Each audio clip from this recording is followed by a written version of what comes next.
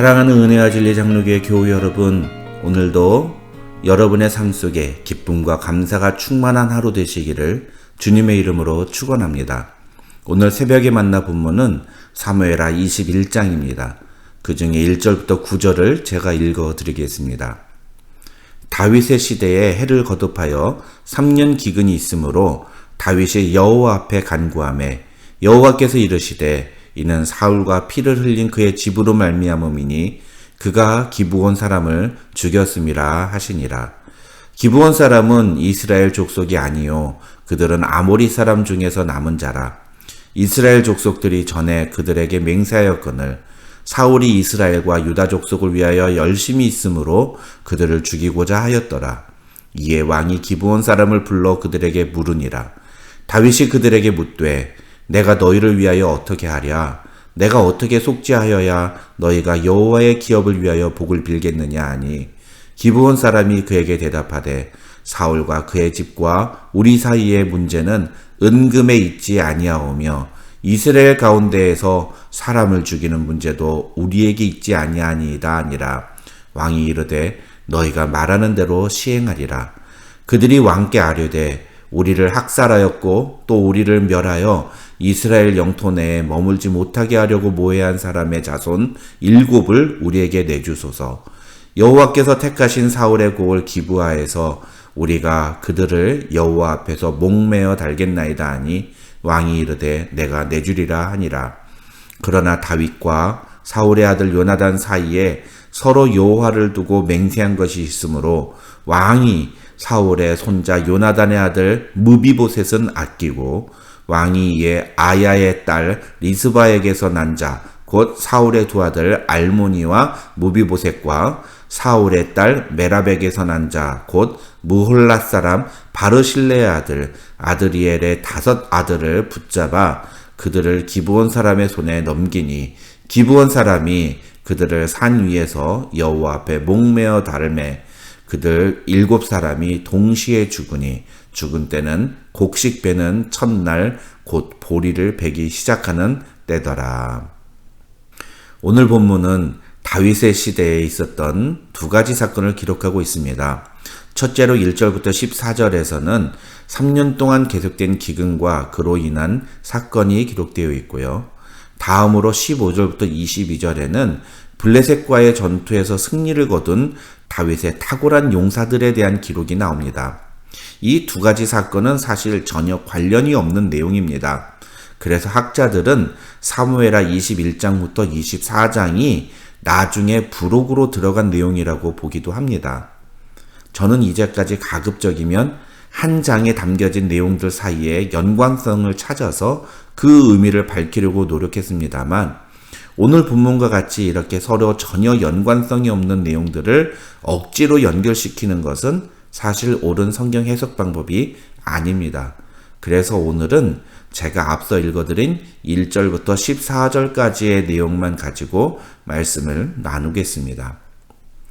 1절을 보시면 하나님은 이 3년간의 기근이 사울 왕이 기브온과 이스라엘 민족 간에 맺은 언약을 무시하고 기브온 사람들을 죽인 일 때문에 일어났다고 소개합니다. 5절을 보시면 기브온 사람들은 사울을 우리를 학살하였고 또 우리를 멸하여 이스라엘 영토 내에 머물지 못하게 하려고 모해한 사람이라고 표현하고 있는 것으로 봐서 사울이 기브온 사람들을 죽인 것은 단순히 몇 명을 죽인 게 아니라 민족 전체를 없애려고 했던 것으로 추정됩니다.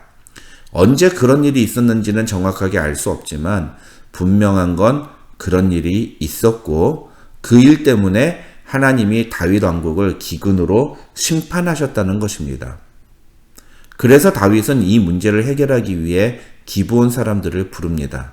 그리고 어떻게 하면 그들이 가진 원한이 풀어질 수 있는지 묻습니다. 기브온 사람들은 다윗 왕에게 사울의 자손들 중에 7명을 내어달라고 요청합니다.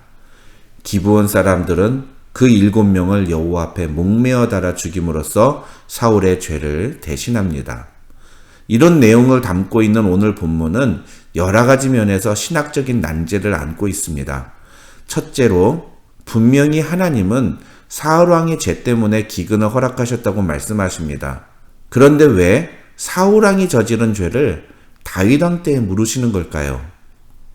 사울과 다윗이 비록 장인과 사위이기는 하지만 그렇다고 해서 장인의 죄 때문에 사위가 심판을 받는 것은 이해하기 어려운 내용입니다.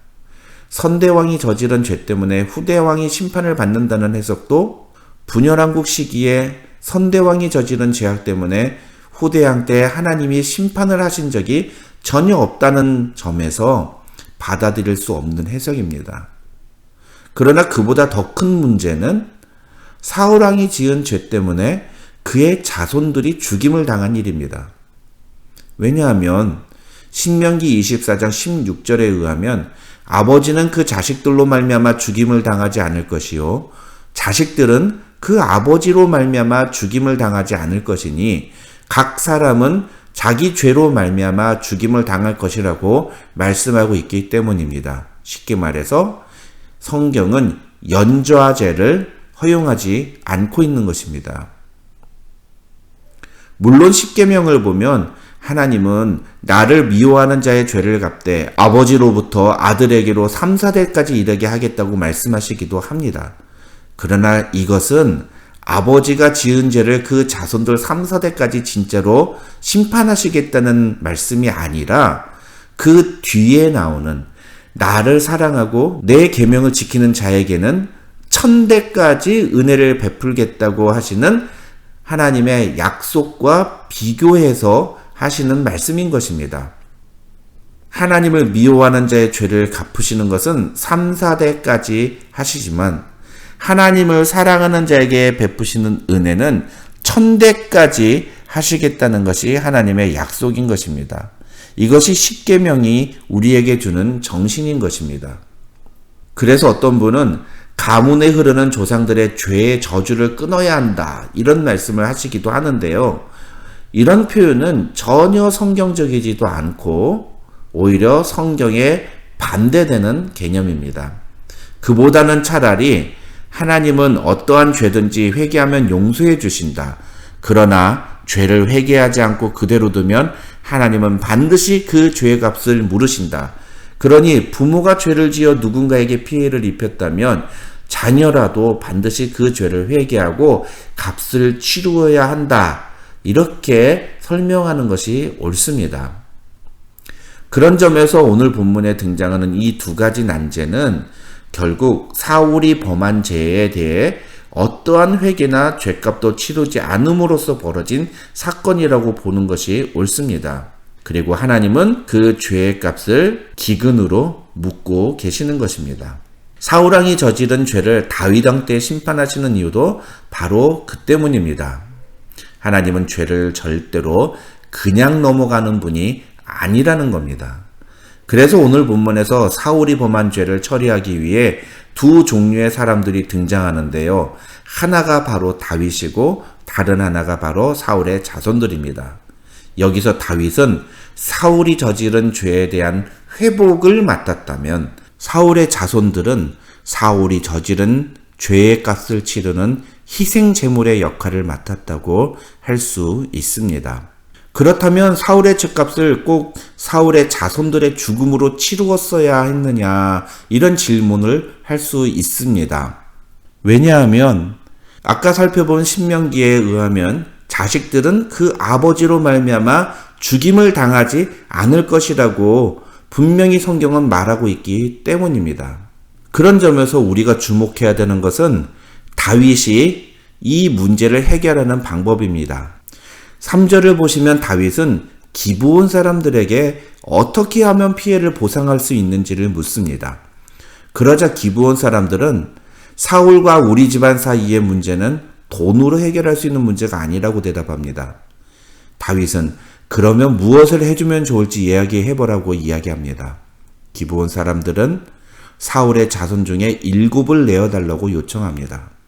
그렇게 사울의 자손 7을 처형함으로써 죄값을 치르겠다는 것입니다.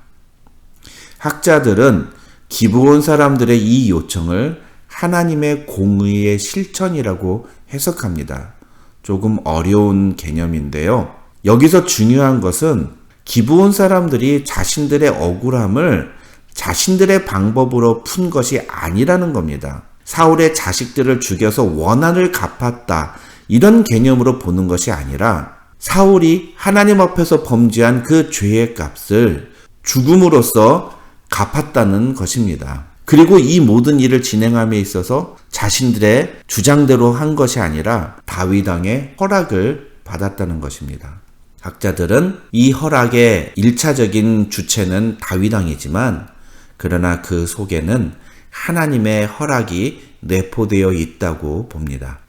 그러나 이렇게 비참한 죄의 심판의 장면 속에서도 우리는 다윗 왕을 통해서 실천되는 은혜의 행동들을 보게 됩니다. 우선 가장 두드러지게 드러나는 은혜의 행동은 사울에 의해 억울하게 죽임을 당한 기브온 사람들에게 보여준 다윗의 태도입니다. 다윗은 철저히 피해자 중심적으로 모든 문제를 해결하려고 노력합니다.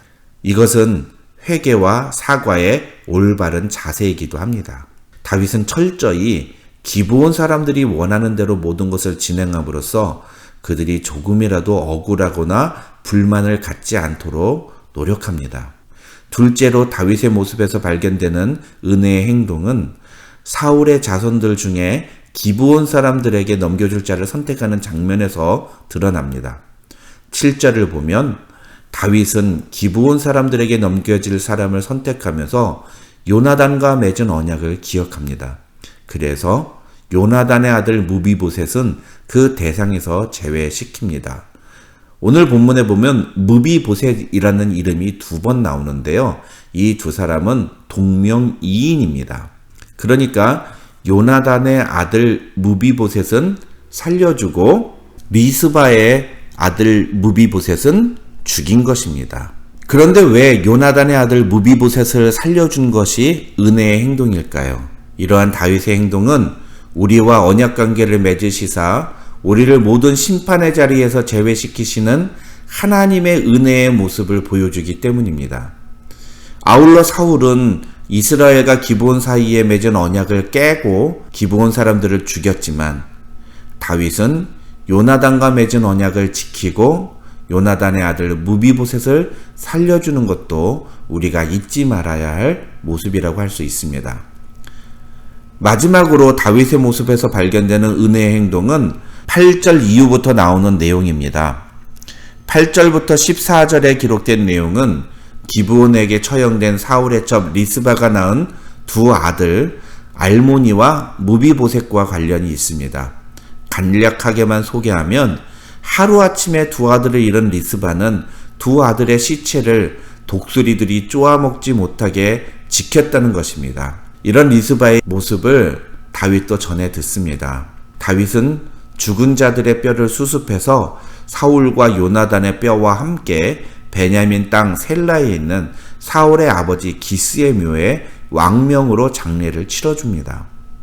이러한 다윗의 행동은 하루아침에 두 아들을 잃은 어머니의 슬픔을 위로하고 나아가 사울 가문에 대한 예우를 보여준 다윗의 은혜로운 모습이라고 할 수 있습니다.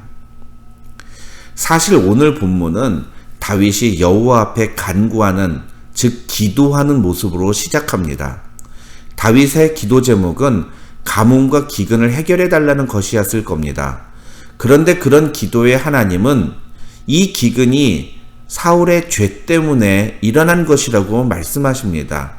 다윗은 이 죄의 문제를 해결하기 위해 노력합니다.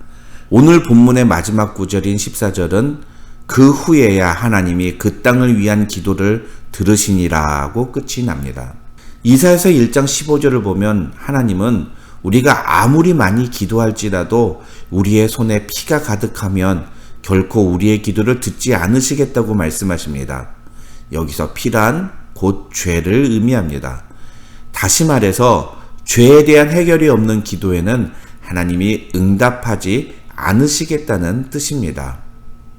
따라서 오늘 본문은 어떤 면에서 우리가 기도에 응답받는 비결을 이야기해주고 있다고 볼 수도 있습니다.